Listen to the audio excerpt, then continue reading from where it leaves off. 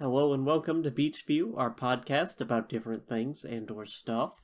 Hello, welcome. So today we are reviewing another album, Taylor Swift's The Life of a Showgirl, and we have a special guest with us today, as we normally do on our Taylor Swift album reviews, Brenna!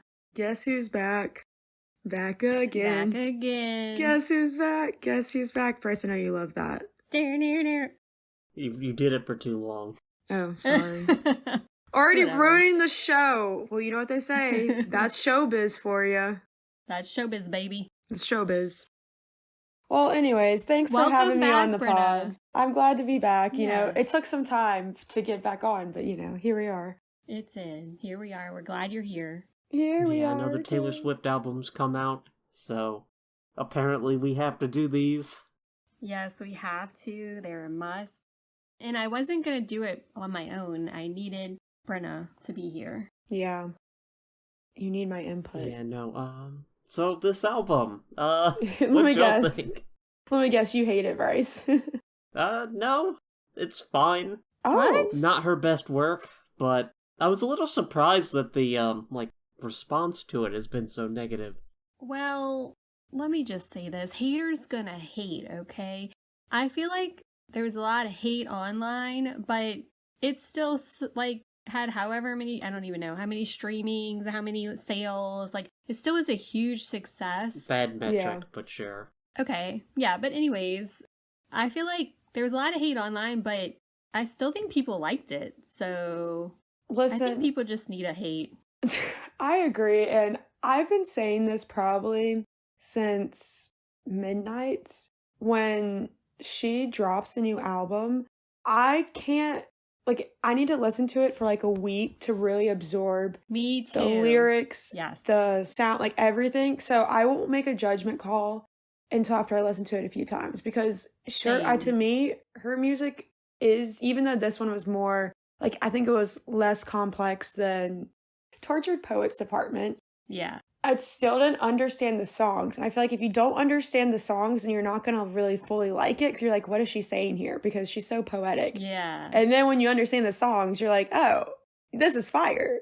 Yeah. This is a bad album to say that with. This is some of her worst lyrics, which is, I think, part of why it had such a negative reaction. No, I think there are certain songs on this album that are not deep lyrics, okay? Yeah. But there are deep lyrics on this album, and I will bring them up as we go through the songs. Okay. Preach. You're Well, welcome. I will be bringing up the worst lyrics. 'cause Okay. The lyrics on this aren't all bad, but when they're bad, they're really bad.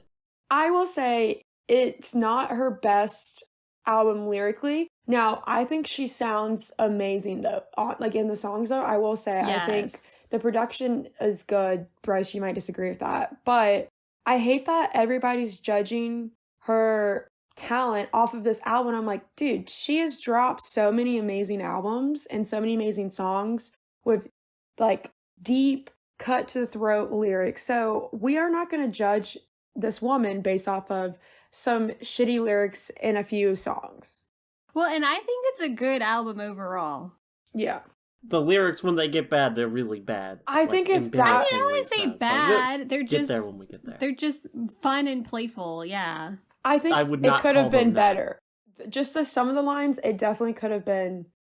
But I will say I do like how she has said, because she's done a few interviews now, I do like how she has said this, and she always says this, this is the moment in my life that this is how she felt at the moment. She's feeling light and playful. She has said that she wanted to show her playful side on this. Not everything has to be deep, you know? For Some real. of the best hits. That's not my I'm thinking concern. I'm thinking Britney Spears and stuff. She has a couple of deep songs, but most of them are just fluff. And I feel like some of this is fluff, and that's okay. Yeah. It's not that it's fluff, it's that it's embarrassing. It's bad. Embarrassing. You're gonna sit here and defend Wood when we get to it. That's what's Oh. happening. You know what? Don't you I knew hate you were on gonna bring that Wood? up. Because that's a cute I knew you were song. gonna bring that up. That is a cute No, it's song. not. All right. Okay, let's back up. Let's say, okay, overall feelings of the album. I like the album. Okay, and again, at first I had to listen to it like for like a week before I made my decision. Yeah. And I decided, I went like song by song, and I'm like this song, don't like the song, don't, you know, like whatever. But the majority of the songs I like, so I like the album. What is y'all overall feeling? I like the album as well. It's not my favorite album, but I think too, it's not going to be my favorite because I loved Tortured Poets Department, and I didn't want to leave that era, even though I'm glad she's, you know, not hating her life anymore and depressed. Yeah, I'm very glad. It's so nice to see. Like, I'm very happy. I'm happy to listen to this album and have some happy songs, and I think there are some bops on here, and you know, it's a little different, and I like it. Yeah, so, first thing, this album is a normal, reasonable length, which is definitely appreciated after coming off of the monstrosity that was Tortured Poets Department. Monstrosity. It was too long. I've said this too many times, but it was too long. This is a reasonable length, and I like that. Honestly, I think this album could have used more variety. It was all basically hitting the same note. Like, it was all this, like, mid-tempo pop sound with, like, it's mostly kind of like a throwback sound. Yeah. Yes. Usually, like, I feel like a 2000s pop throwback, but, you know, there's a few stuff that sound like are more recent stuff, and there's a few, like, even older throwback stuff in there, but, yeah, I don't know. And, like, there's, like, one love ballad on there, and the rest of them are all hitting the same note, and I think it could have used some more variety, and that weakens the album overall. But, yeah. I will disagree with you, but I respect your opinion. Overall, I think, not her best work, but it's not like a disaster that, like, I saw some people say it was, so. So I will counter and say, it wasn't my favorite, but I do think it was good work. Like, I don't think that it wasn't her best work. And I do want to note, there's a lot of, like, sampled music on here, or I don't know for sure if it's all sampled, but it sounds very similar to other songs. And at first I was like, I don't know about that. But once I like really listened to it, I was like, okay, I like that. I like the throwbacks. It does give it like an older sound, and I liked it on here. So there's a couple of them that I don't love, but you know, I do think it's good work. Shall we get into it? Yes. All right, track by track. Let's do it. Oh, yes. Okay, number 1, The Fate of Ophelia. I heard you calling on the megaphone. Are we singing every song? No. Probably. Okay, what do you guys think of this one? I liked it. I really like this one. Yeah, I don't know. This is fine. It's kind of like a mediocre 2000s pop song. Oh, okay. Let me put this out there for lyrics. But love was a cold bed full of scorpions. The venom stole her sanity. And if you'd never come for me, I might have lingered in purgatory. You wrap around me like a chain, a crown, a vine, pulling me into the fire. That's poetic. She's a poet. I think calling love a cold bed full of scorpions is a bit of a goofy image, but sure. Oh my gosh. Goofy. Oh, you know what? Goodness. It's how she felt. Okay? It's how she felt. Also, the opening of that stanza, the eldest daughter of a nobleman, Ophelia lived in a fantasy. I don't know. The way she sung that, I didn't like. Oh. Like the vocals you didn't like, or you didn't like the lyrics? Yeah, I think it made that line sound worse than it is reading it on the page. Oh, you think she could have, if she would have, I don't know. sung it a different way? I mean, this isn't one of the songs I have, like, big lyrical complaints about, other than the, like, keep it 100 on the land, the sea, the sky, pledge allegiance to your hands, to your team, your vibes. That's weird. I like that. I like it. I think it works. It's definitely, some could say it's a little cheesy, but I think it's like a cute, like, oh, like, she pledged allegiances to, we all know who the song's about too. Weird his concept, team. sorry. Okay. But I really want to say that I feel like it's not talked about, but I love how she'll take something that's happened in her life and she writes it in a way, like, instead of being like back to like folklore or everywhere when she was like, oh, like, instead of being like, I'm cold, she said like her face was flushed and your coat was a cure. Like the way she... Yeah, everybody does that. It comes free with your poetry. Oh my gosh. No, but not everybody does it like her, though, is what I'm saying. Because her, like, she's obviously talking about when Travis, like, called her out on the podcast. You know, other artists would have been like, call me out on a podcast. And she's like, I heard you call in on the megaphone. Like, to me, I don't know. It was such a simple thing that I just kind of thought, oh, like, that's cute. Okay, so I thought it was cute too because, okay, so she's saying, like, you saved me from the fate of Ophelia. Like, her past relationships, you know, went downhill. It seemed like she was kind of nervous about this one, you know, and I'm reading into the lyrics. Yeah. Like, she's kind of nervous. And then, like, he showed her, like, I'm not going to suffer that same fate, basically. That's what I got. And it really educated people on the fate of Ophelia because people were like, what was that? And What? her artwork points back to it, too. Yeah. Her, like, the video and stuff and the art on the album. People know who Ophelia is. Some Hamlet's people very don't. popular. A lot of people don't, Bryce. William Shakespeare, maybe the most popular writer in the English language. I mean, and you're saying it's know. not poetic. Yeah, I know. But I'm telling you the truth that there are people in my generation who don't know Hamlet because they don't like English and they don't like to read. You probably, I mean, I didn't read Hamlet in school, but, like, I did. that's one of the plays that would get read. Okay, well, we can't assume. Yes. Anyway, it's a good song. I just think it's weird to say Taylor Swift is introducing people to Hamlet. I know. I'm She's saying, referencing. Can we just Yes, say she's yes. referencing him? that's Okay. what I meant. But I'm saying some people didn't understand the story. And now that's why they're like, what does she mean by this song? And then they had to look it up. And then, they found out a little bit Yeah. more about Hamlet and what it means, is what I'm saying. Okay. I'm telling you what the internet is saying, okay? I've what heard the some people say interwebs- she misunderstands Hamlet, but I never read That- or watched I the heard play, that so too. I don't know. And I don't think people are understanding what she's saying if they think she misunderstands Hamlet. Yeah, Well, art she is misunderstands interpreted Romeo different and ways. Juliet, so... No, Oh my gosh, she stop didn't. it. You're still saying that. Quit it. Just Okay, quit we it. gotta move Quit on. it. Because We gotta move on. as Number the kid two- says, you're rage baiting me right now, dude. Yeah, you're rage baiting. Okay, number 2, Elizabeth Taylor. Elizabeth Taylor? Does everybody know who Elizabeth Taylor is? I know some of you are younger. Actress Oh my played gosh. Cleopatra, that's about all I know. Oh, that's all you know? She was married like 85 times. Yeah, and she was beautiful, and she always had that perfume commercial, and she was like an it girl. And she did say, diamonds are forever. Yeah. Something like that. I don't remember exactly, so don't misquote me. Yeah, my knowledge of old Hollywood isn't great.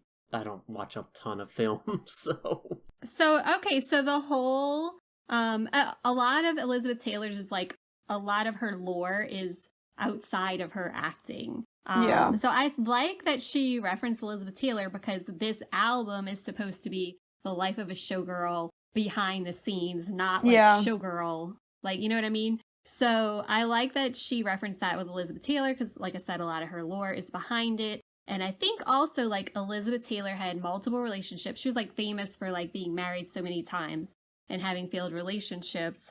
So I think that this was kind of like, she's feeling the same way. You know, Taylor got criticized for having so many relationships that didn't work. Yeah. And I think she's like, you know what? Y'all criticize Elizabeth Taylor, too. Okay, but how do you feel about the song? I like the song. I know you're like, shut up about the context. Yeah. I like the song. So this wasn't a song at first that I was like, I wasn't gravitating towards. It wasn't Same. till after I was listening to the album, like after like a couple, like maybe 2 weeks, that I finally was like, wait a minute, Elizabeth Taylor? Why have I not been like banging out to this song? Like, this is a banger. Like, wait, I did the same thing. So I think I was at like my local coffee shop and I heard it playing, like they were playing some kind of playlist. And I was like, oh, like that was the like light bulb for me. I was like, I actually like the song. Like when I hear it playing over the speakers and I'm like singing along to it, I'm like, yeah, I like it. yes. And I like that she's like asking Elizabeth Taylor, like, do you think it's forever? I don't know. I think it's cool that she's incorporating her life into the song along with Taylor's own life, like you were saying, Jen. And Yeah. I don't know, in the verse one, I really like how she talks about it doesn't feel so glamorous to be me sometimes. Yeah. And I think that's so on theme with the life of the showgirl concept. And I also like the all the right guys promised they'd stay under bright lights, they wither away. I don't know. I really like that line of her saying, when you're in the spotlight, like how she is, it's hard to keep a relationship. And these guys in the past said that they would stay and be there through the hardship of it. And then they're not. Yeah. Well, I don't know. I thought this was one of the weaker songs on the album. I didn't really do a deep dive into the lyrics, and none of them stood out to me as something that was particularly bad. So it's kind of more of the same as the last song. Like, a lot of songs on this album are really like, they feel like kind of 2000s pop songs. So yeah. Sometimes they're on the like kind of mediocre versions of 2000 pop songs. Sometimes they're like decent versions of 2000 pop songs. And this was one of the more mediocre ones to me. Ouch. Wow. Okay. I mean, Taylor, if you ever hear this podcast, at least he said it was mediocre. He could have said worse things. That's a compliment in Bryce's book, honestly. That's very true. Yeah. Okay, let's move on, shall we? Anything else on Elizabeth Taylor? Don't you ever end up anything but mine. Thanks. I love that. Okay. All right, next. Okay, number 3, opalites. So, opalite is a trade name for synthetic opalescent glass and various opal and moonstone simulants. Other names for this glass product include arginon, sea opal, opal moonstone, and other similar names. It is used to promote impure varieties of various colored common opal. How romantic. In this song, I think Taylor Swift's really referencing this synthetic gem, which nobody has ever done before, and, people really had to look up to find out about this. Yeah. Oh, wow. I think you went deep, and I like that. I was just reading the Wikipedia page. I know. Anyways, y'all go. I just wanted to... I thought that was fun. I like it. I like that backstory there. Thank you for that reference. Yeah. Yeah, I think, and isn't this a play on Travis's birthstone, or is that just fake? Opal? I read that. Maybe. I don't know. I don't care what Travis Kelce's That's not in the Wikipedia. Is. Oh my gosh. Oh my god. I mean, it's definitely talking about the stone. So, she'll do double references. Like, she'll be like, this represents and symbolizes this and this. Yeah. I like how she talks about how her house was haunted because to me, a lot of her songs always call back to a previous song or emotion she has felt. And I really like when artists do that because you can see that theme, like, I don't know, carried on throughout, I guess, her writing. Because I think back to the Midnight's era, like even like the Anti-Hero music video where she had like ghosts in her house, like, and then even in Tortured Poets Department, she also talks about like her house being haunted and stuff and how like, I don't know. I feel like this is a cute, like, ooh, good feel song. Like, let's dance. Yeah, I like it. This was another one that, like, I listened to a couple times and was like, okay, I like it. Like, how sometimes you hear something and, I'm like, I need to dig into this. Like, because, I'm very much a context person. I like the context of it. So I think it's a sweet song. I like it. I think it's got a good beat to it. Yeah. Overall, I think it's a good one. Yeah, I didn't like the vocal effects. I think it's like a chorus effect or something. I don't know. It's not super prevalent in this song, but didn't like that. Also, I wrote in my notes, sounds like a forgettable track from a Songs of the 80s, 90s, and Today radio station. Oh, snap. Okay, Dang, I have one thing to say. I had a bad habit of missing lovers past. My brother used to call it eating out of the trash. This reminded me of something. Sounds like my love life, ? Yeah, I was going to say. It sounds like what somebody said about your love life at one point. So that brought that up right away. I was like, oh, snap. Yeah, I immediately thought of that. I was like, wow. So I'm not the only one that's getting called that. Yes, I really like that. Don't return to your own vomit, kids. Yeah, don't return to your eat it out of the trash. Yeah, don't eat out of the trash. I do like how the house was haunted. I used to live with a ghost. So anyways, I think I like this song. I think it's a good one. Can we also bring up the fact she said you finally left the table and back to right where you left me when she's like, help, I'm still at the restaurant. And it was like this whole big thing where people were saying, I can't leave the table at the restaurant, or I can't leave the restaurant. And Yes. and then I thought that was cool. But I don't even know if I want to bring this up and open this can of worms, or if we have the time to. But in that second verse where she says that, though, do you think that she was pointing to in the lines of, you were in it for real, she was in her phone, and you were just a pose? Do we think that she's pointing to Travis's last relationship? Probably. Yes. But also, I don't care. I do think that. No, I do think that. Bryce, I don't care. And I like that storyline. Like, it was kind of like we both had like bad stuff, but we like found each other, you know? Kind of thing. Yeah, I like that. And let me point out these lyrics. You were dancing through the lightning strikes, sleepless in the onyx night, and now the sky is opalite. I think that's poetic. Yeah, no, that's fine. I didn't have any problems with the lyrics on this song. Oh, you like the gym references there? I don't care. Okay. Love that. One compliment and then he's done. Okay, are we done with this song? Yes. Yeah. Okay, let's move on to, I believe it's number 4, Father Figure. Okay, do we all know the old song by, who is it? Is it George Michael? Yes. And fun fact, he didn't own his masters. Oh, tear for him. Tear for my boy. I really liked his earrings. I mean, a lot of artists don't own their masters. I know, but I think it's cool that, yeah. you know. So, we believe, okay, according to commentary, and also just by listening to the song and figuring out the context, that this is in reference to how her previous, would you say, mentor, manager, however you want to call it, like basically was like, stick with me, kid. Like, I'm going to teach you the ways. I got this. And then basically double-crossed her, so to speak. And then she got her power back by getting her masters back. Do we all agree there? Yeah. See, I don't.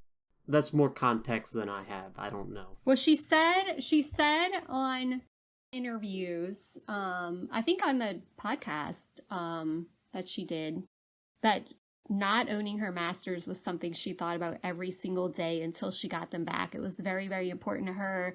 Like, her masters were her, like, and she felt like that part of her, like, she didn't own. So, I mean, yes, that's yeah. The music industry is very exploitative. Most artists don't get that level of control or ownership over their work. Right. Yeah. Right, and she felt like she was kind of like, I don't want to say tricked, but whatever the circumstances were, she was done wrong by it from someone that she trusted. So I feel like in this song, first she's saying, this is what I got. And I've read like a contrasting thought that I was like, oh, I don't get that. I don't think the whole song is her saying I'm the father figure. I think she's saying from the perspective of her like former mentor. Okay. Yeah. Like the mentor saying I'm the father figure. I will take care of you. And then at the end, she's flipping it and saying, actually, I'm the father figure. Yeah. Like, I handled my business. Yeah, now that you mention it, I saw people take it as, like, she was speaking about someone else that she was a father figure. I saw it as, like, sort of a tongue-in-cheek take on the concept of a father figure. Okay. I really felt like once I really listened to it, like, read the lyrics while I was listening to it, I was like, no, I think she's saying, like, her mentor was saying, I'm the father figure, I'm taking care of you. And then at the end, she's like, you know what? I got it. I'm the father figure. I take care of my family. And family is figurative. Yeah. In my opinion. I think it's like her music, her business. Yeah. Representation. And let me go back to my lyrics. Your thoughtless ambitions sparked the ignition on foolish decisions, which led to misguided visions that to fulfill your dreams, you had to get rid of me. That's why I think she's, like, talking to that person.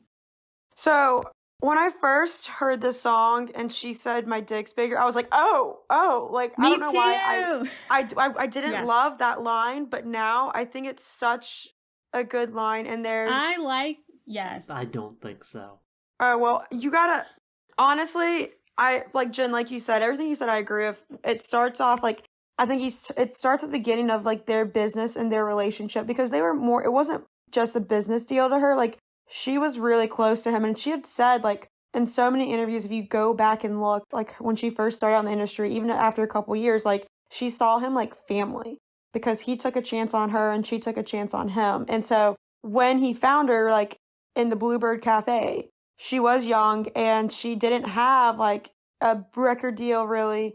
Like, you know, hers kind of fell through. And so she took a chance on him.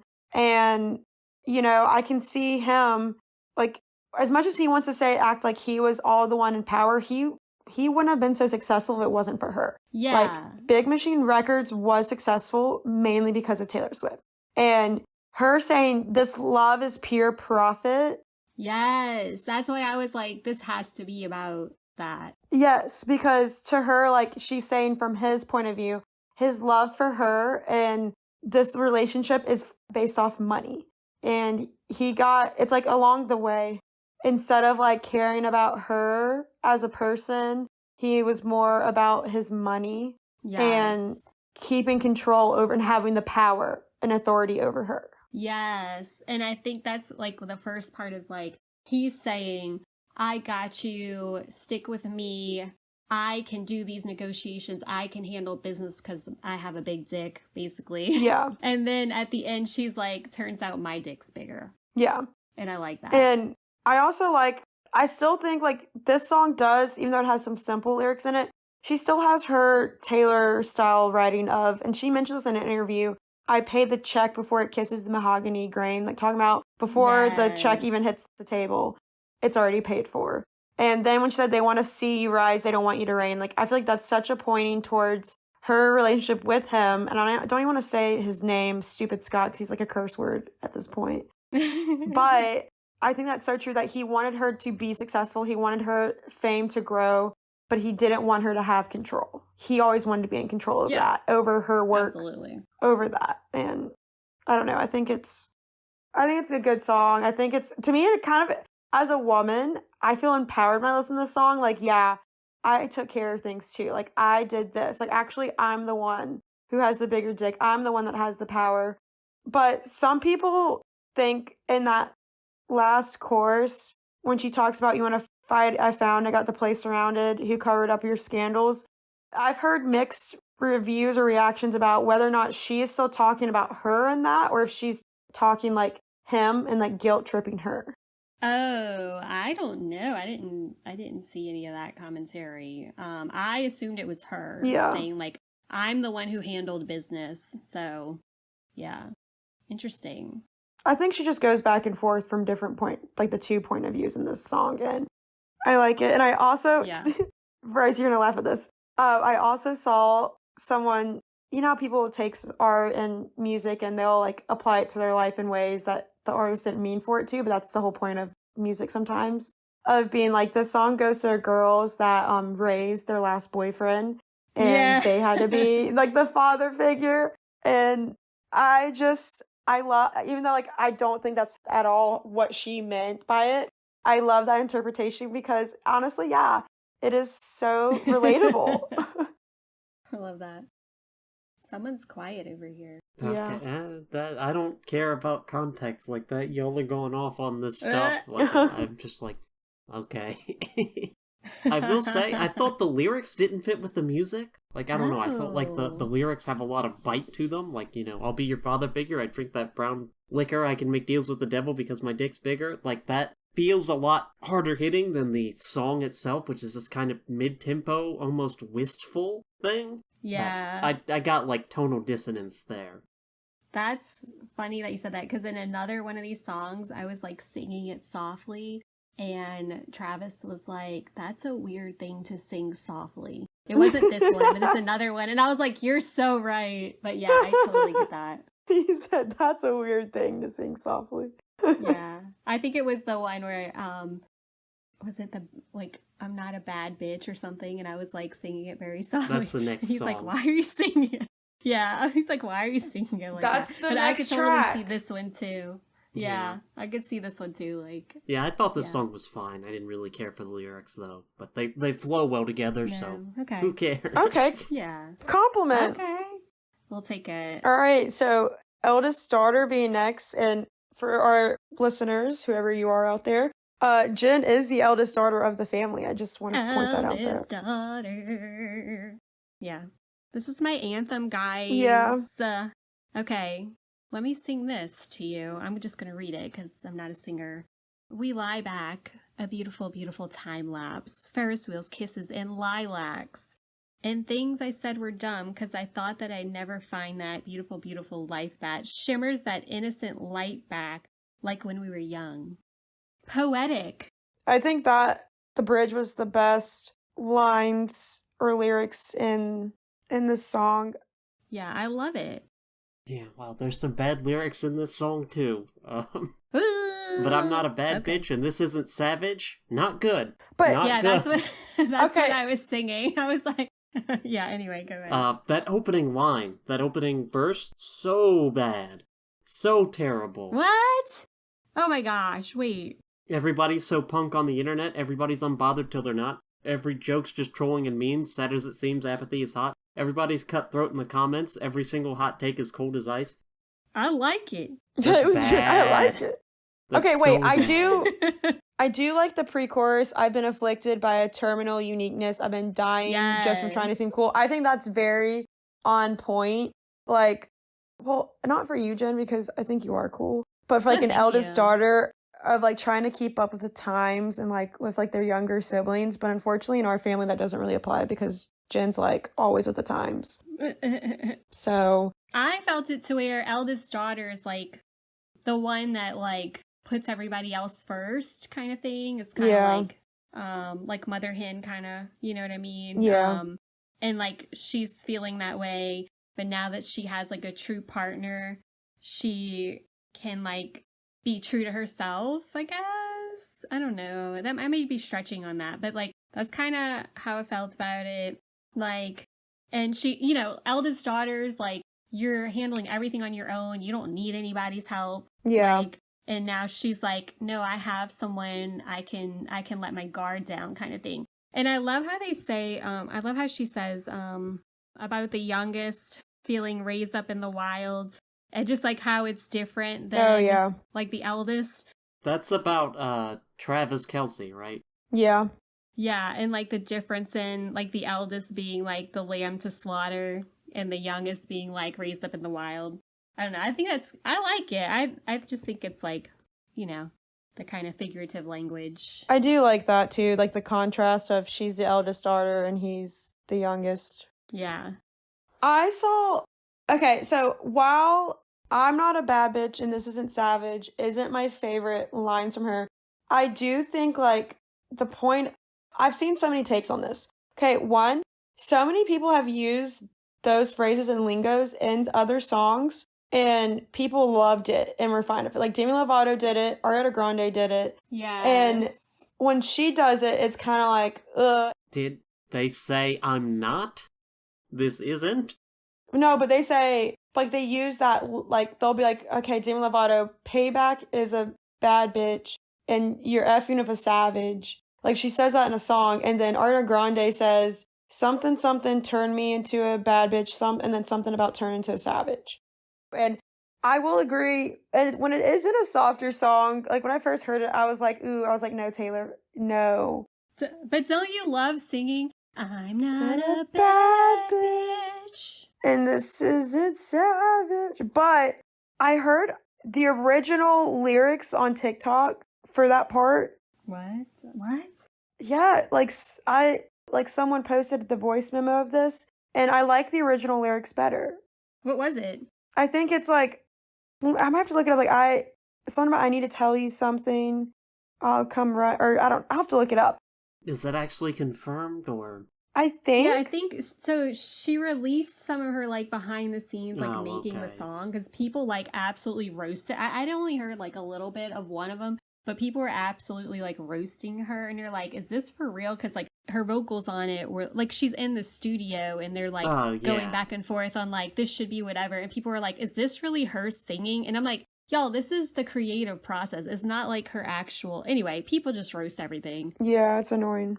But I think that stuff is real. I'm not positive, but I like the song. This is one that like at first I was like, I don't know, but then like I listened to it again, and I was like, yeah, I like it.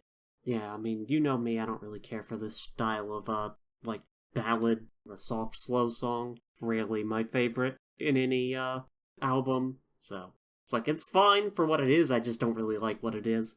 I got you. I will say I did like I'm never gonna let you down. I'm never gonna leave you out. So many traders, smooth operators, but I'm never gonna break that vow. I'm never gonna leave you now. Like I love that line. I think it's so true of the eldest daughter's always the mindset of, like you said, like they are never gonna let their family down. They're always gonna like loyal to a fault. Yes, loyal to a fault. And also when I said I don't believe in marriage, that was a lie. That was, oh my gosh, like, girl, like, we knew it. Yeah. We knew when you were, like, talking back that you didn't believe in marriage. Like, girl, no, that was just because of who you were dating. Yes.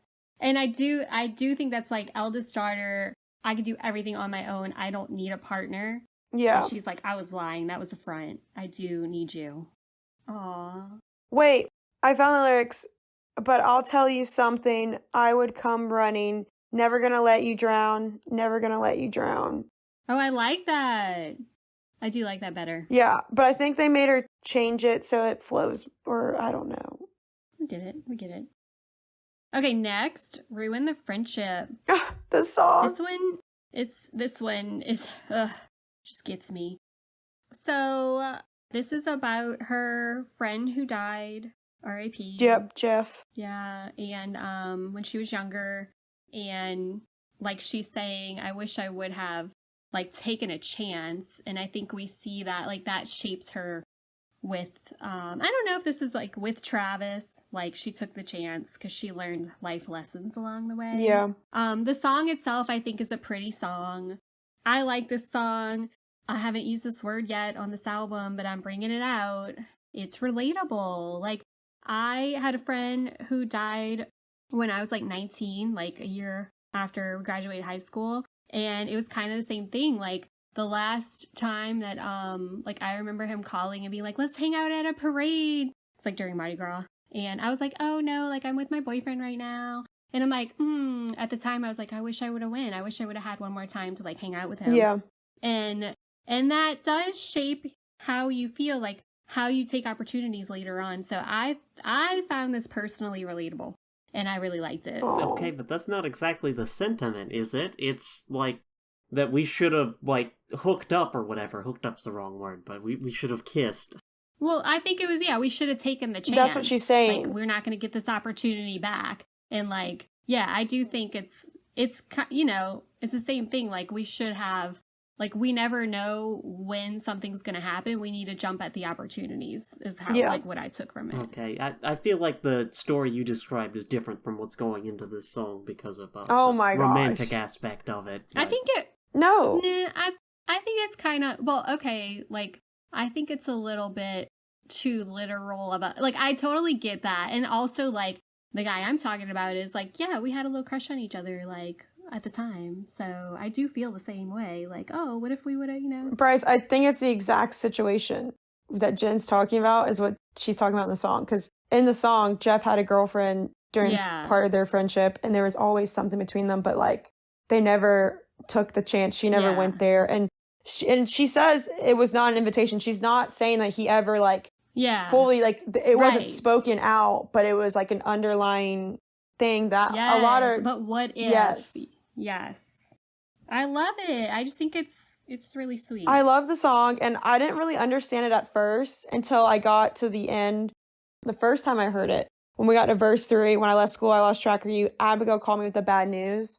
And that's, anytime she mentions Abigail, that's when you know, dang it.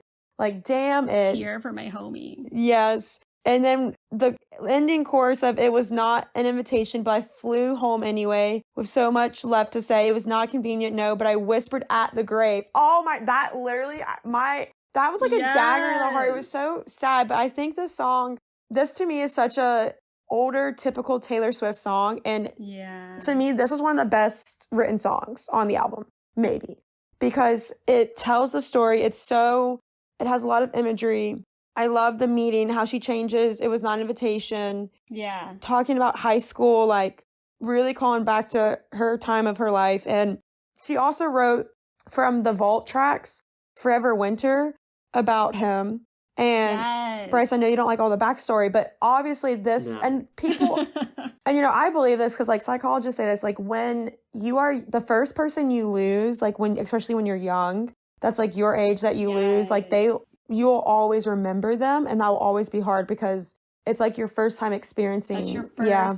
It's a huge life lesson. Yes. And I think this is just so beautiful, but I saw some commentary on the song that some people were wondering, back like in her Tortured Poets department era, when she talks about the song, The Prophecy, Change the Prophecy, I've Been on My Knees, No Sign of Soulmates. People were wondering like, hey, did she think that like, oh, my only chance of a soulmate would have been him? And like wishful thinking of like that what if was haunting. Like some people wondered, I think that might be a stretch, but like you said, it does play a part in like your dating life. And she is a person that reflects on past. And so it just makes me wonder, obviously something for her to write this song, I think in this point in her career, I think it's still, there's something behind it. There's some story behind it. And maybe this has been a concept for her for a while and she just never fully executed it. But I don't know. It just makes me wonder what was like, because she says like she writes based off how she feels at the time. What was going on or what brought up this emotion for her to relive this? I felt like it was like her saying like, I took the chance now. I'm not holding back. I don't know. I can't know because I don't know Taylor Swift and I don't really care. Oh my gosh. Talk about the song that's in front of me. Okay, but the song. Not. Hey. Did you Taylor like the song? Swift Did you like the like song? how does Taylor Swift feel about this person? That's like seemingly deeply personal to I her, know, and I we're don't want to like reaching. speculate about that. I don't know nor care. I see that. Okay. All right. I respect your take. I do respect it. So, did you like it? We are going deep. It's a deep concept. Yeah, did you like it though? Yeah, no, this is fine. I have a soft spot for this type of 2000s guitar pop. Yeah. I like that. And she paid homage to homie 50 Cent, and he commented on an interview. Yeah. He was like so happy that she did that because he was like, yeah, I was like the artist of the time during that. I mean, good for him, I guess. I love that. Biddy. Yes. I thought that fit perfectly. Okay, moving on. Okay, next. Actually romantic. So, how do y'all feel about Charlie XCX? Okay. Loaded question. Okay, let me start by saying this. I didn't initially love this song. This was probably the first song as we're going through the album that I was like, it's okay. Like, wasn't my super favorite. But I like the sentiment behind it. I like that it's like, you know what? Like, you're all up in my business all the time. You must be in love with me. Yeah, I don't like that I love sentiment. that, like, snarky. I think that's weird I think it's, and a little bit homophobic. I think it's snarky. Just to drop that out there. I do not get a homophobic vibe at all. But, How is but it everything homophobic? is interpreted like. How would it be It's homophobic? weird to be like, oh, you're into me. I saw someone online compare it to, what's her name from Mean Girls? Regina George. And that other character, the, like, goth, whatever character. Oh. Okay. Can I jump on this for a second to say, as I've actually related to the song as somebody that has experienced having like girls that you were good to and that you were friends with, all of a sudden like they like turn on you and they like are preying on your downfall. Turn on you. And they're like they hope like that anytime something goes wrong, they're like happy about it, they celebrate it. As someone that's personally experienced that, no, this song is accurate because I'm sorry, but if you put that much energy into somebody and to just hating on them and to just dog on them, then there's an obsession there. That's your own insecurity. Yeah, there's an obsession there. Sure, but it's one thing to say that and another thing to be like, oh, it's romantic. You're so into me. I think it's kind of funny, like snarky. And I think she's being snarky. Like, oh, you can't stop thinking about me. I never think about you. Like, that's what I get from it. Sure, better ways to express that. Yeah, I mean, everybody interprets it differently. I did not get homophobia from it. I got like, you know what? If you're so obsessed with me, like, just say so. I just got like, I don't think, because here's the thing. People say like obviously the opposite of love is hate. And if you feel that much hatred towards somebody, then you have strong feelings for them in a way. Because if you didn't, you'd feel indifferent and wouldn't care. But actually, in real life, the opposite of love is apathy. Exactly. Yes, exactly what you're saying. And for the people saying, oh, because then a lot of people got mad because they're like, this is obviously about Charlie XX. And okay, first of all, her fans were a little bit wrong for like Charlie XX fans for being like, oh my God, we thought it immediately was her because of the Coke part. Like, I'm sorry, if I was an artist and my fans immediately thought that because I did so much Coke, I would be kind of pissed off. Like, I'm more than the drug use that I party or dabble in. Well, it's not just the Coke part. It's also Charlie XCX wrote a song that's probably about Taylor Swift. Yes. But, so from what I read online, it was a lot of what Charlie XCX said behind the scenes to like a mutual friend. Thank you. So not just because I went back and like read the lyrics of the Charlie XCX song, and I'm with you, like Bryce, that it wasn't. I didn't find that to be like rude. No, like it's not people at like all. the fans said it was. I think it was more like what she heard from mutual friends behind the scenes. Now, who knows if that's true or not? Right. Well, yeah, here's the thing. Like was said earlier, we don't know what goes on behind the scenes, and it kind of pissed me off a little bit to see fans be like, how dare she write that song off of Sympathy is a Knife or something, whatever the song is. Sympathy is a Knife, yes. Yeah. I was like, guys, Better are we song really than this one, but well, we'll get to that later.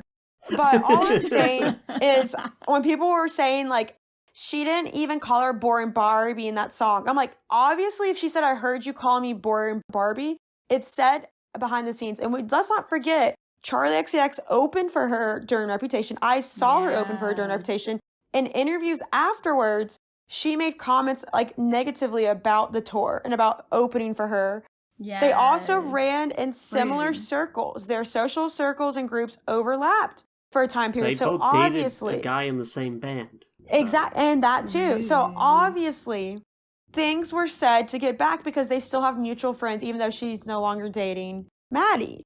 And let's not forget too, one of the photo shoots Charlie XCX have where there's a cut off arm with friendship bracelets on it. I mean, I'm just saying, like, ouch. I think people like getting mad at Taylor for having this song is kind of dumb because I think, hello, like, obviously that's more to it than just Sympathy is a Knife. Because I don't think, like, the whole high five my ex and said you're glad he ghosted me, obviously that is being told that happened, that occurred, and it got back to her that it occurred. And I'm sorry, as someone who, like, I don't know, I can think of my own personal experience, like, in high school, like, there's a couple girls like, yeah, this song's for them because it's actually romantic when I passed out at prom for like my concussion and girls were celebrating that. Like that's like horrible behavior. Rude. And women sometimes do that towards other women, I will say. And that's all I'm going to say on that. And also people now like comparing each other, like their music or whatever. I will say this. I like some of Charli XCX songs. I do. But to me, they're not on the same stage. I agree. They're in different, like their approach to music is completely different, and so they're not on the same stage to me. We're in the same room. Yeah, I don't love that they are pitted against each other. I mean, they're throwing diss tracks at each other. That's natural. I know. Well, Sympathy is a Knife isn't a diss track, but yeah, but she's thrown shade in other ways. Yeah, they're throwing shade. I kind of like diss tracks, like, because you're used to, like, you know, rap diss tracks. Like, I like I like that these are, like, you know, more chill diss tracks, I guess. I don't know how you say it. Yeah, I thought that was a mismatch, actually, that this tone of song didn't fit a diss track. Yeah, exactly. But I kind of like it. I like the snarkiness because it's not just being snarky. It's like taking back your power in a way. Like, you know what? Like, I don't care what you say, why you're so obsessed with me. Like, I don't know. I like that sentiment. It's the energy I wish I had. The energy of, instead of being like, oh, like, I'm really upset and sad this person did this to me, instead of just being like, oh, well, obviously you like me to, like, you say you hate me, but you like me to a degree because you're talking about me. Yeah. I don't know. This song comes across as trying too hard to be like, I'm not mad, I'm laughing. Yeah. It's like trying to appear as above it all, but... I can see that. I mean, I feel like a lot of girls are like that, though. Like, it actually hurts your feelings, but then you're like, no, I don't care. A lot of people are like that. That's a classic internet posture. Classic. Yeah, love that. Okay. All right, shall we move on? Moving on. Okay. Next we have Wish List with dollar signs in the title. I just want you. I really like this song. I do too. This was another one at first I was like, do I like it? And then I was like, yes, I do. Yes, I was like, do I like this? Yeah. And then I was like, no, I love it. Yeah, exactly. I think this is a cute song. I think it's a sweet song. She's definitely talking about wanting a life of Travis Kelce, wanting to have kids of Travis Kelce, and wanting to just settle down. And she doesn't want, I feel like she's like, everybody has what they want, has a wish list of things they wish they could have in their life.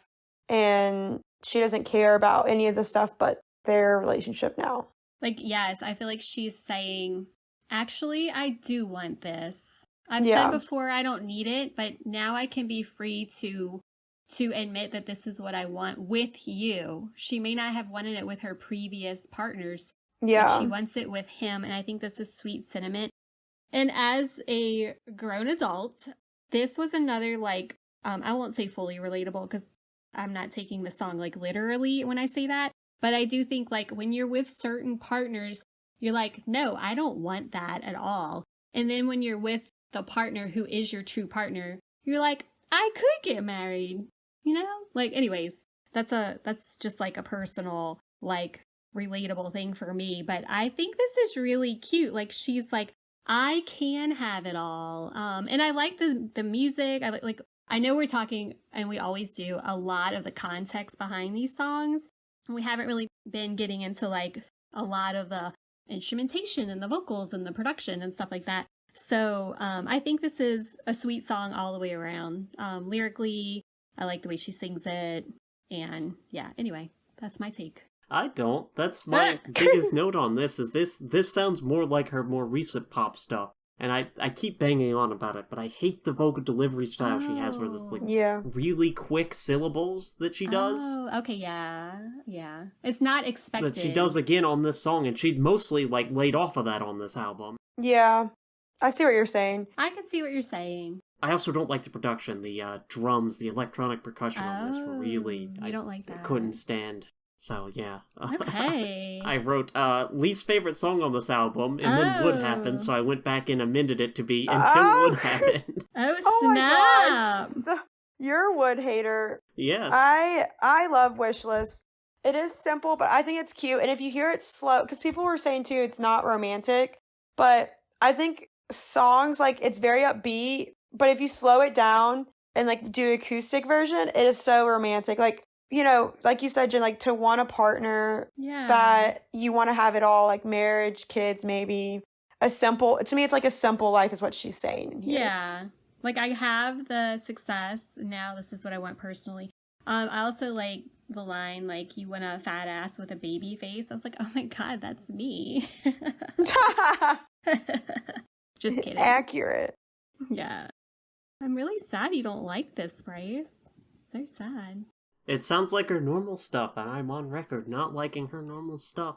True. That's true. Those past two albums, the, like, pop stuff she does. I like the rest of this album mostly sounds like a throwback. Yeah. True. And I prefer that sound to this one. I got you. Yeah. So are you ready to talk about your favorite track on this album, Bryce? Not good. Not good at all. Would is the next song. It is track 9. I want to emphasize. What do you think this song is about, guys? Superstitions, of course. It's about Travis Kelce's dick. Whoa! Would you say some double entendres here? Yes. Really bad and embarrassing double entendres. She sounds like a teenager. Okay. Well, she's... Let me go on record to say, I think this song is funny and playful. I don't like the song. And this is, I have auditory processing issues. And the knocking, I hate the sound. Okay. I hate the sound of knocking. I hate it on shows, movies, in songs, in real life, too. So I don't like this song musically. I think it's funny. Because the knocking, I the don't knocking like the brings out knock your. on wood. Yeah, I don't like it. And I did think it was funny. I saw in an interview, I think it was like with Jimmy Kimmel, maybe, how she was saying like, she said this song started off like completely innocent, like they were in the studio and she had this idea of doing like the knock on wood and it being like a bunch of superstitions. And she's like, I don't know what happened. It took a turn. This is what we have from it. That's a better idea than this one. I don't love the song, but I do think it's funny. I don't think it's funny. It's just embarrassing. Embarrassing. It is. It's not embarrassing. Like, it's so funny because it sounds so sweet and innocent, and then you hear the post-chorus, and you're like, oh, Taylor. And when she was like, asked what her mom thought, that my immediate thought was, oh my gosh, when she said, his love was the key that opened my thighs, and she kind of like pauses in the song, it's like, she's like, bam, yeah, I said that, mic drop. Profoundly I'm like, bad oh my God. line. Like, wildly immature, weird. No idea let me what say she was this. thinking. The night it came out, that night I listened to the album, didn't think anything of it. I obviously wasn't listening to lyrics. And then like a couple days later, somebody said something about that song and I was like, what are you talking about? Like, I had it on like just in the background, like I wasn't paying attention. And then I went back and listened and I was like, how did I miss this? Yeah. Yeah, also, this has like a sort of a funk thing going for it. And I didn't like that. Like, I didn't like it musically either. I didn't like it musically, yeah. To me, I feel like this was like musically it fit that, to me, that's like a showgirl vibe. Like it sounds like something I would see like someone act out like on a stage. Like this music, like... that's true. I don't know about that, but I feel like you need some brass for that, right? I don't know. That's what I just imagine. Like, imagine her on the stage doing, like, the cutesy, like, overly little exaggerated. Yeah. I could see that. I don't know. This should have stayed in drafts. What do you think, Brenna? You think it was good to be on the album? I mean, I personally I like the song. It's definitely cheeky and cheesy and also, like, like, that's the kind of vibe I get from it. I think it's a fun song. I personally could not have written the song and released it knowing that my parents would hear it and or who I'm talking about's parents would hear it. I would rather die and crawl in a hole. Because I truly believe it started out, because it starts out about superstitions. I think it is, because she's talked about that before in like her past work. And yeah.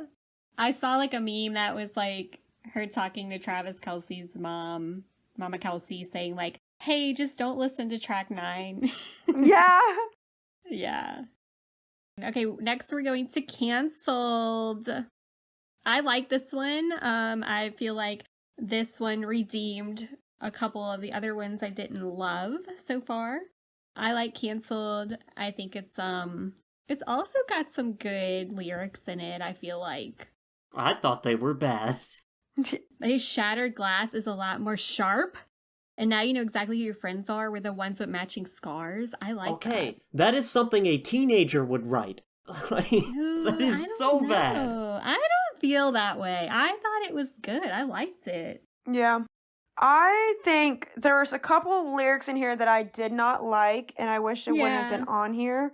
But I like the song, and I think someone said if this was on the Reputation album, people would have liked the song more. Yes, exactly. I feel the same way. And I felt that way actually about a lot of her songs. I saw someone take a song from, like, each song from this album and put on her other albums, and everybody's like, oh, you would have liked it more on the other album. And yeah, I do have to agree with that. Yeah. I've had that, but not that specific sentiment, but that, like, I think a lot of these songs work better individually than as an album. Like, I think as an album, this is really weak. I would agree as that. Like, I've kind of, like, the concept of the life of a showgirl, like, I'm wondering if, like, her concept was, that you can match one of these songs with an album from my previous work, if that's what she's, like, trying to do. But, because I think that's what confused a lot of people. I think she would have called it Eras or something if that were the case. I don't know. Yeah, but why, though? I could see it because it's, like, the life of a showgirl. Like, this is my life, and these are the errors of my life. Yeah. That's what I think she's getting at. And because she made this track list look like the Eras Tour stage. Right. But why would she call I don't think she would want to call an album The Errors, though, when she did the Errors tour, she has the Errors movie, the Errors book. Well, maybe not specifically that, but referenced eras in some way. Yeah. Like, more explicitly. I would agree with that. I think that could have been a better job marketing-wise for it, because I think agree. people had an expectation that it was going to be... I thought it was going to be like 1989. Like, I thought it was going to be like pop, like, I don't know. Yeah. But I like the song. I think it's, like, this is one that grew on me as well. Yes, same. At first, I didn't know if I liked it, and then, like, I heard it, like, as part of another, like, playlist I was just listening to, and I was like, oh, I like it. And I like how she sings the lyrics, Bryce. You might disagree, but it's kind of like, what's the word I'm looking for? Irreverence? Maybe, yeah. I like it. It's kind of like, so much is said out there from, all the comments online, all the haters and stuff, like, yeah, you know what, I don't care kind of thing. Is that what you're getting? Yeah. And I like the music. I didn't. I thought there's a lot of build-up in the opening. Yeah. Like that opening verse, and then the chorus just does not support that build-up. How do you like the line, did you girl boss too close to the sun? Yeah, that's bad. I knew you were going to say that. I was thinking as I listened to it that you were going to say that. I don't like girl bossing to begin with. I like the term girl bossing to begin with, but... I don't. No, I just was bringing that up because I knew you would hate it. I knew you would hate that line, so yes. I wanted to bring it up. It's bad. Because I like to stir up controversy. I'm not the only person who thinks it's bad. We know, Bryce. Shall we move on then, before you get canceled? Anyways, moving on. Is it song number 11, I believe we're on? Honey. Honey. Okay, I will say... this song kind of reminded me, I feel like, didn't Mariah Carey do a song called Honey? I don't know. Like, a long time ago. Anyway, that's what it initially thought of. I don't love this song, like, musically. Me either. I don't love it musically. It grew on me, but I still don't absolutely love it. I do like some parts of it. I like how she says, buy the paint and the color of your eyes and graffiti my whole damn life, honey. Yeah. I like that part. But it's not my favorite song. I don't dislike it, but I don't love it. See, I actually really like this song, and I actually like it musically. At first, I didn't, but I think it's just another, like, happy, like... yeah. Like, I love seeing videos online of people dancing the song. It's cute. And, like, some of the lyrics aren't my favorite, but I do, like... I don't know, I like the sentiment. Yeah, and that the meaning of honey has changed. But sure. And I like, okay, this brings back the, like, girl against girl snarky, okay? Where she's talking about, like, oh, this has been used, like, condescendingly. Like, terms of endearment have been used condescendingly to me. Yeah. Which I feel like, people can relate to. And she's saying, like, in the bathroom, at the bar, and people saying rude things to you. Like, you know what I mean? Like, to me, that's, like, okay. And then, like, somebody calling me sweetheart is passive aggressive. Like, totally get that. Yep. And then now saying, like, but with you look at me in a way that I know it's sincere. Yes. And I like that. I think that's a cute, like, it's a sweet sentiment. That's also really basic. Like, but let her have her basic moment. Yes, everybody does this. Words mean different things in different contexts. What profound insight. I think it's sweet, and it talks about where she is in her life and relationships now. Yeah. Like these words of sentiment were used against me, and now they're not. Like, I think it's sweet. I think it's a lighthearted, like, I'm in a good place right now song. Yeah. I think it's showing, like you said, that she is happy, she's in love, she's in an amazing relationship, an amazing place where she feels safe and secure, and she's not anxiously attached. Yeah. And I just think it's a cute song. Like, the songs on here to me are like cute, like this whole album. Like, I want to say, like, oh, that's so cute. Like, pop off, girl, like, have your little cute moment. I agree. Because not every single thing she drops has to, like we've said, has to be gut-wrenching. Like, I don't know. I think she gets criticized no matter what she does. Like, if you look at every album, like, the critics have said, like, people criticize the last era of being like, it was too wordy, it was too deep, it was too all over the place. And she's like, okay, here's simple. Yes. And people are like, ill. Yeah. Yeah, she's like so big, you're going to get criticism no matter what. Like, you're going to get every sort of opinion possible. Yeah. Anything that becomes this popular gets that. True. Yeah. So did you like the song, Bryce? I did not. I thought this was too close to her recent stuff, Okay. Oh. which I don't like. Her recent Okay. stuff. We love your honesty, though. Wait, what was your favorite song on the album so far? Ooh, it's tough. I don't know. Probably Ruin the Friendship, but like Oh. it's fairly low album all told. Ooh. It's like Oh. aside from the lyrics, which do venture into like bad, I think it's mostly kind of mid all throughout. Mid. There's like none of the lows are that low, but none of the highs are that high either. Okay. Okay. Well. Have we reached our final track? The titular track, The Life of a Showgirl, featuring Sabrina Carpenter. Thoughts? This one is not my favorite on the album. Same. I mean, I like her and Sabrina Carpenter's like duet in this.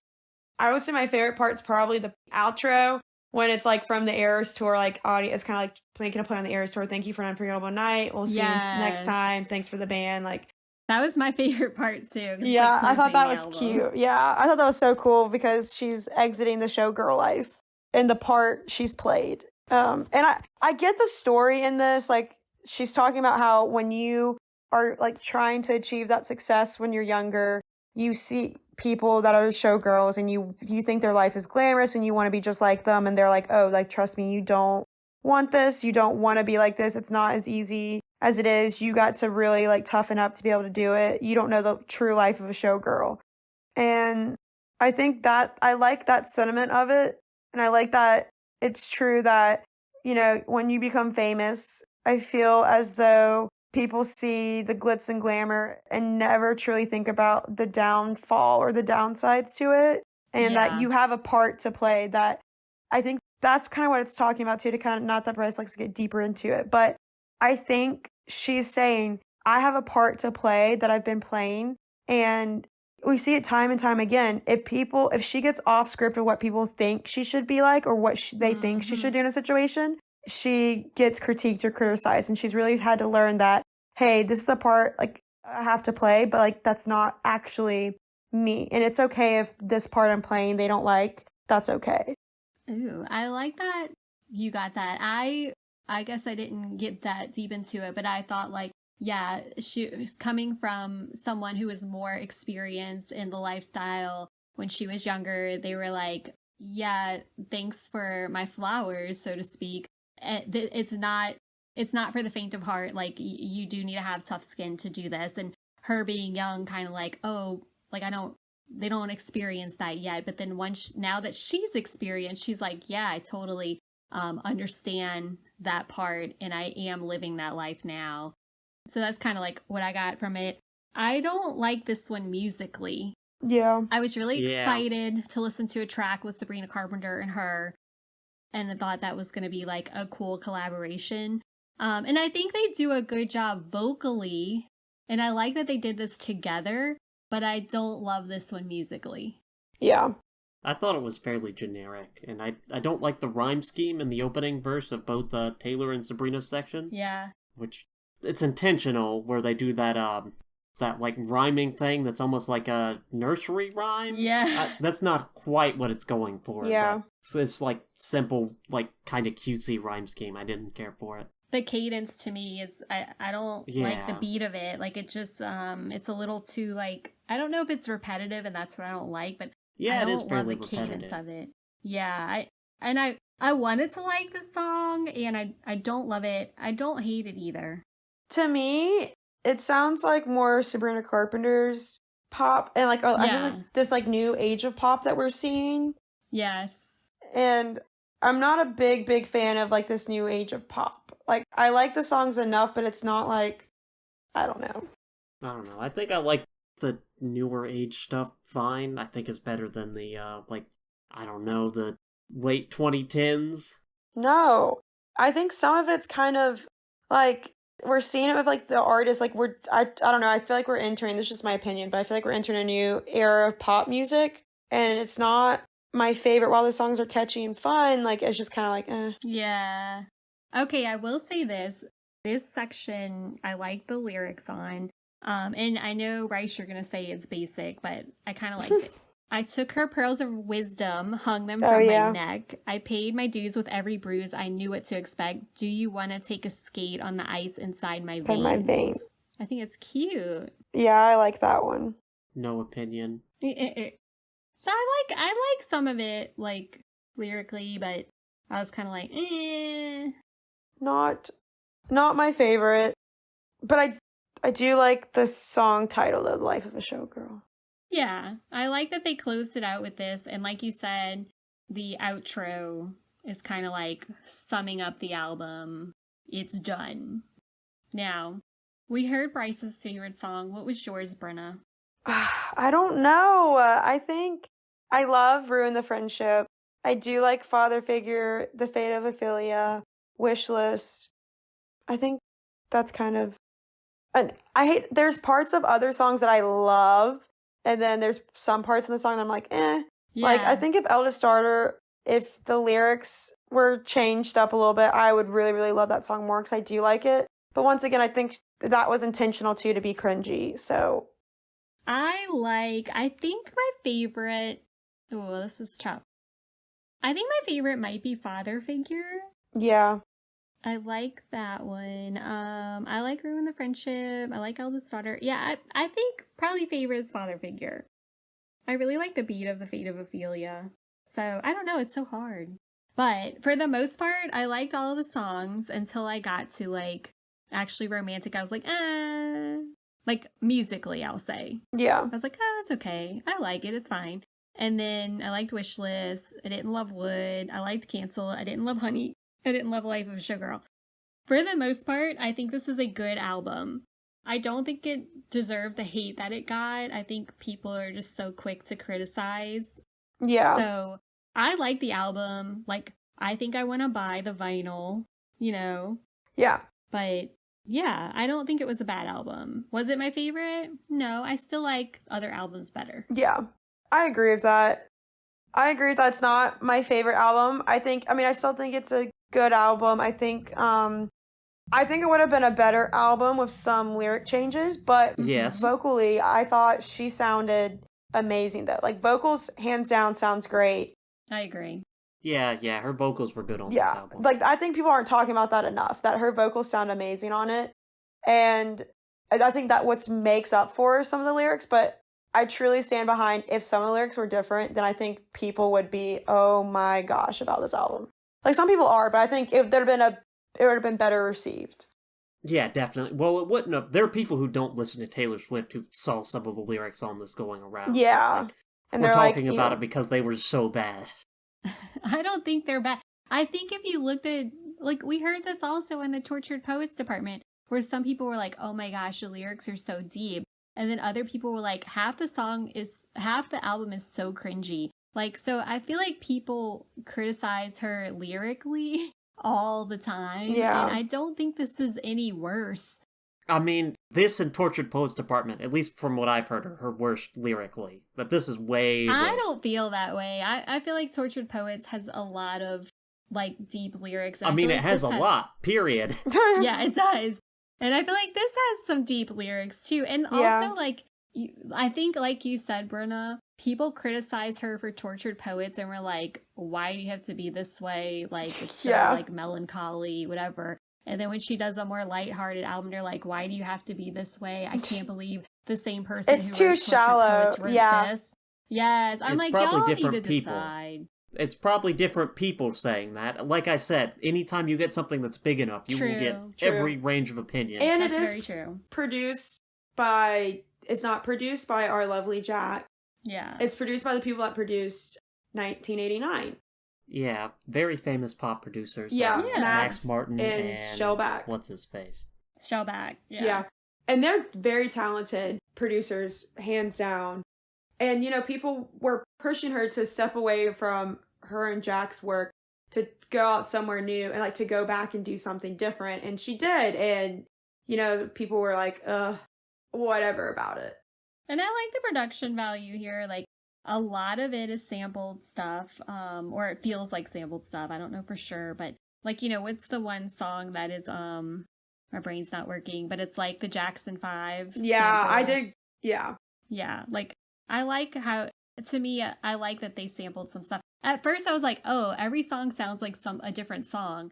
But then I was like, no, but I like that. Like, I think the production's good. Yeah.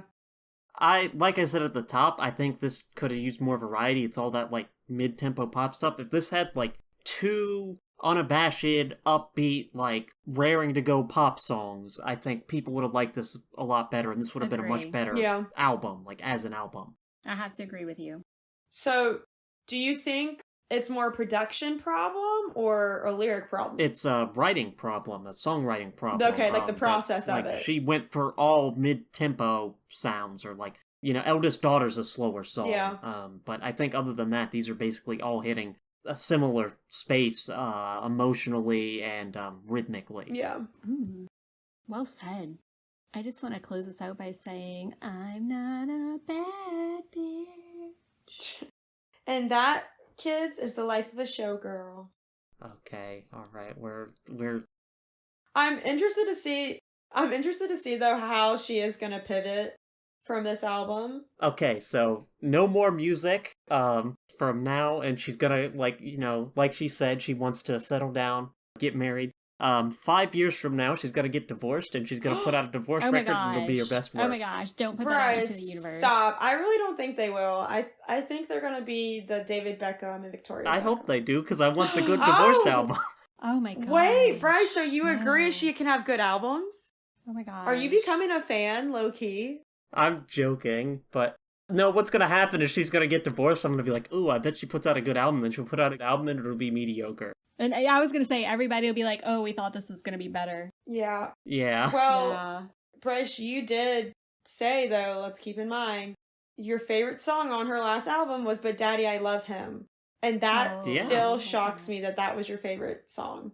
Like, that's like my Roman Empire. I'll randomly be like, if I'm listening to her music and I'm listening to that album, I'll be like, wait, this is Bryce's favorite song. Really? That one? No, I don't know. I think Antihero is a really good song, one of the best pop songs of this decade. What? I have heard you Pending, say that but- multiple times. and I Taylor, applaud you that's for saying such a that. huge thing for him to say.